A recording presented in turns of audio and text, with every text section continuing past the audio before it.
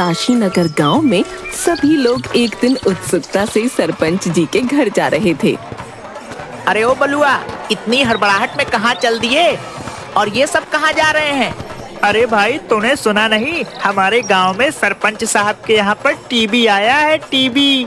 अरे कौनो विधायक है का जो सब दौड़े दौड़े वहाँ जा रहे हैं? और इस शहर वाले भी ना जाने का नाम रख लेते हैं, टीबी। ये कौनो नाम हुआ का? अरे पिताजी, टीवी कौनो विधायक नहीं है, वह तो एक डब्बा है, डब्बा। उसमें मनोरंजन के लिए बहुत कुछ आता है। अरे ओ सुमन, तूने सुना सरपंच साहब के यहाँ नया टीवी आया है? क्या टीवी? हाँ, हम सब तो जा रहे हैं देखने। अरे रुको, मैं भी आती हूँ। सब लोग गांव में टीवी देखने के लिए सरपंच साहब के घर में इकट्ठा हो जाते हैं। सरपंच की माँ विमला सिलबट्टे में मसाले पीस रही थी। इतने सारे लोगों को इकट्ठा देखकर बोली, अरे ओ निर्मला, सुमन और तुम सभी गांव वाले यहाँ पे क्यों आए हो? अरे माँ जी, हमने सुना है आपके यहाँ नया टीवी आया है, बस उसे ही देखने के लिए हम यहाँ आए हैं। अच्छा, तो सारा का सारा काम धंधा छोड़ के तुम ये मुए टीवी को देखने आए हो? तुम सब यहाँ बैठोगे तो घर का काम धंधा कौन करेगा? तुम्हारे बाप दादाओं ने मायके से काम करने के लिए कोई नौकर भेजा है क्या, जो यहाँ बैठ के टीवी देखने आ गए? अरे अम्मा, काहे को चिक कर रही हो? देखने तो बैठ के सबको। वैसे भी इसी बहाने सारा गांव इकट्ठा तो हुआ। हाँ, मुझे क्या बैठा सबको, वैसे भी मेरी यहाँ सुनता ही कौन है। अगले दिन, अरे सब जल्दी काम कर लो, फिर टीवी देखने चलेंगे सरपंच साहब के यहाँ। सब लोग जल्दी काम करते हैं, फिर सरपंच साहब के यहाँ टीवी देखने पहुँच जाते हैं। ई लो, फिर आ गए काम चोर कहीं के। कोई धंधा तो है नहीं और टीवी देखने का तो बहाना मिल गया इन्हें। सब लोग टीवी देखने के लिए बैठ जाते हैं।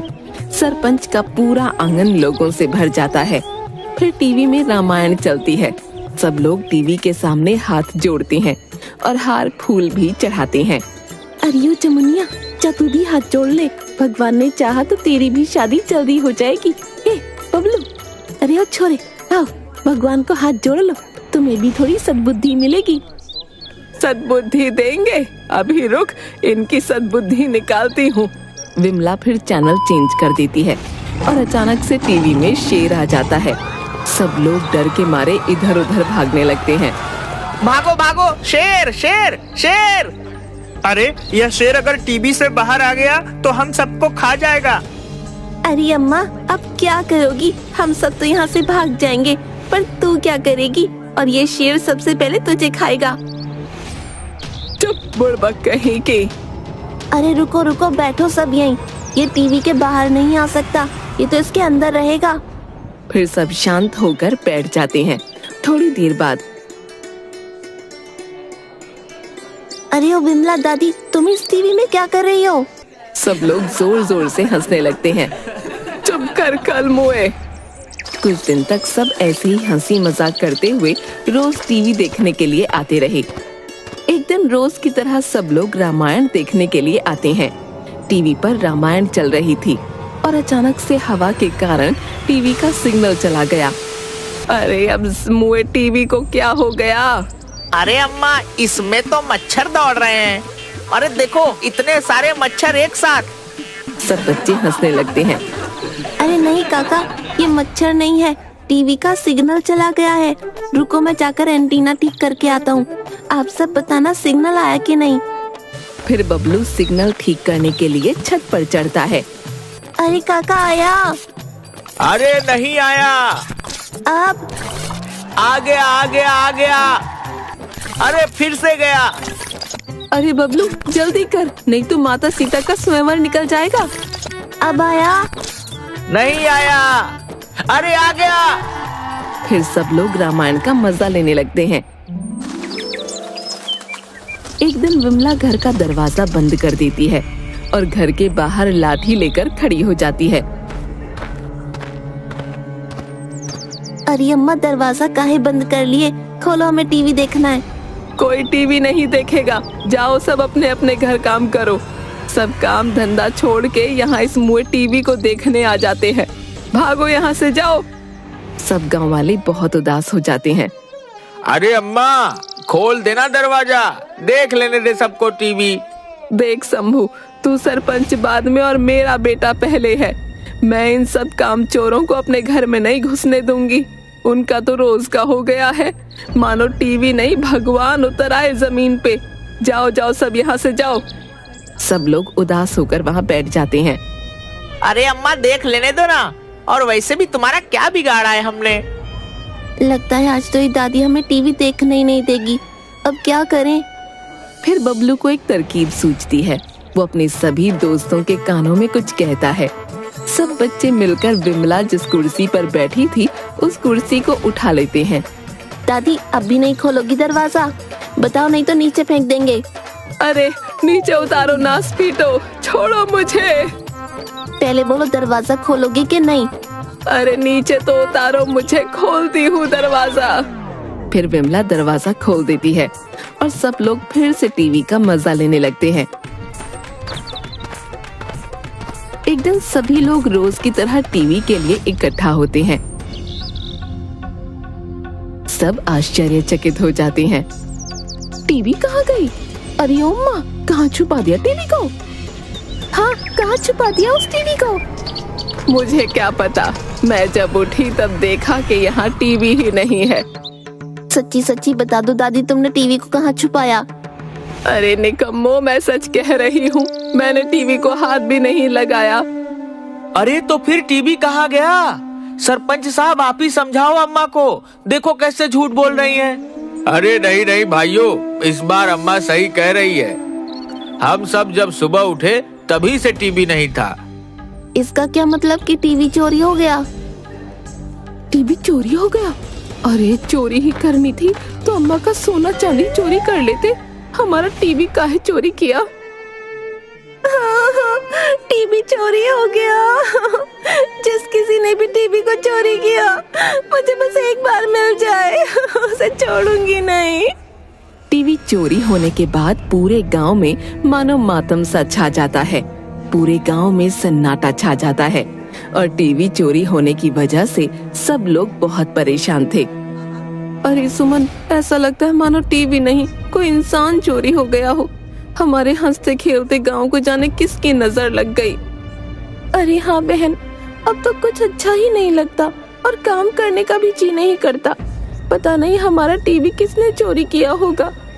अरे मुझे तो उस अम्मा पर ही शक है, बुढ़िया ने छुपा दिया होगा टीवी कहीं पे। उस दिन भी कैसे दरवाजे में ताला लगा दिया था, बुढ़िया कहीं की। अब तो बहुत खुश होगी वो। दूसरी तरफ टीवी चोरी होने की वजह से विमला काकी भी बीमार हो गईं। सरपंच साहब विमला काकी के लिए डॉक्टर को बुलाकर लाते हैं।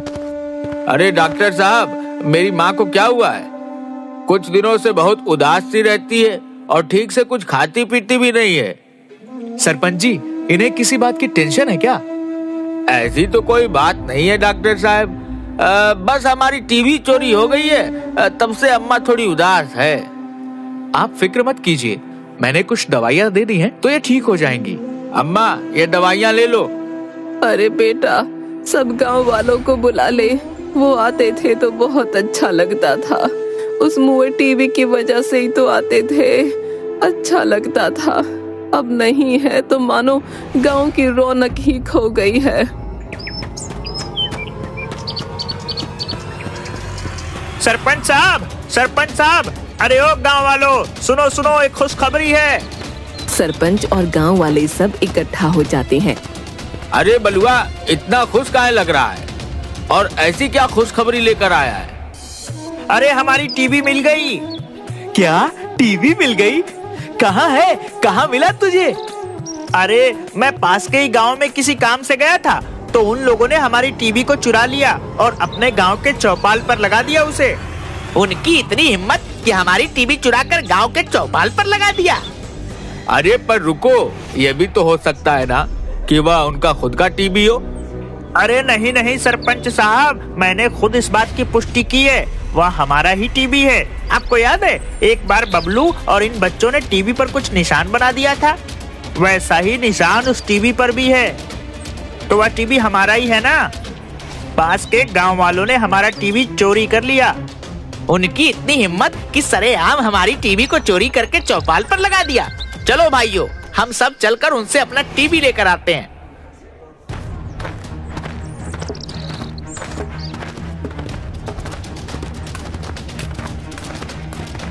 गांव के सभी लोग डंडा लेकर पास के गांव में पहुंचते हैं।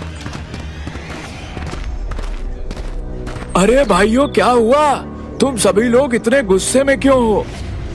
अरे भाई, एक तो हमारी टीवी चोरी कर लिया और ऊपर से बोलते हो कि हम गुस्सा क्यों हैं? अरे हमने कोई टीवी चोरी नहीं किया है, यह तो हमारे गांव का टीवी है। ये देखो, हमारे गांव के बच्चों ने इस पर निशान बनाया था। यह टीवी हमारे ही गांव का है, हमें वापस चाहिए। अरे नहीं नहीं भाइयों, ये टीवी हमारे गांव का है।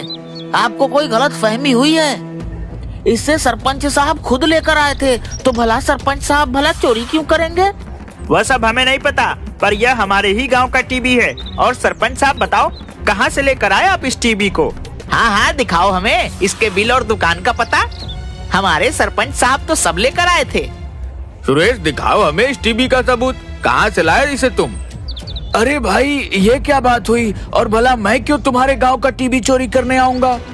हाँ हाँ, सरपंच साहब, क्या कोई पैसों की कमी है क्या? जाओ यहाँ से, तुम्हें कोई गलतफहमी हुई होगी। जाओ, भागो यहाँ से।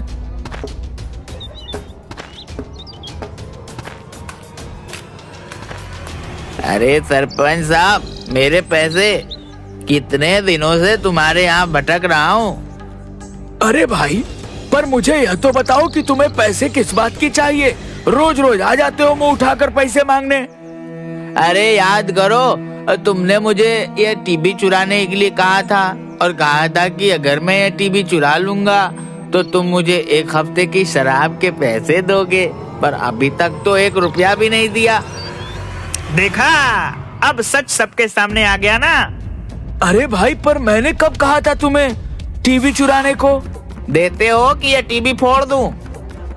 और फिर बेवड़ा अपनी लाठी से टीवी पर वार करने ही वाला था कि तभी काशी नगर के लोग और पास के गांव के लोग उस बेवड़े के हाथ से लाठी छुड़ाते हैं।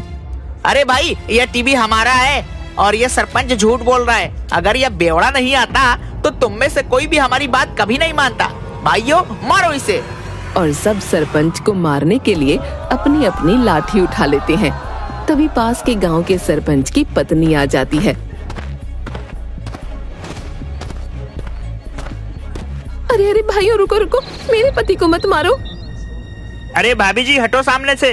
तुम्हारे पति ने काम ही ऐसा किया है, ऐसे कैसे छोड़ दे इन्हें? इसने हमारे गांव की रौनक छीन ली।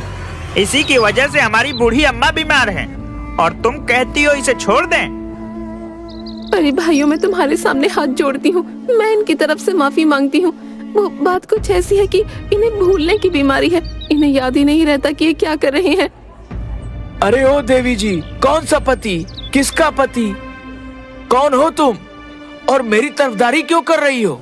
और वैसे भी मैंने किसी का टीवी नहीं चुराया है। हटो यहाँ से। हे भगवान, तुम चलो घर, तुम्हें बताती हूँ मैं। अब तो आप सबको यकीन हो गया ना। सब लोग जोर जोर से हंसने लगते हैं।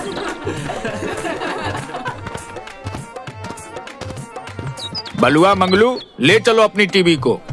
हाँ हाँ भाइयों, हमें माफ कर दो। सरपंच जी की भूलने की बीमारी की वजह से आप सबको बहुत तकलीफ हुई।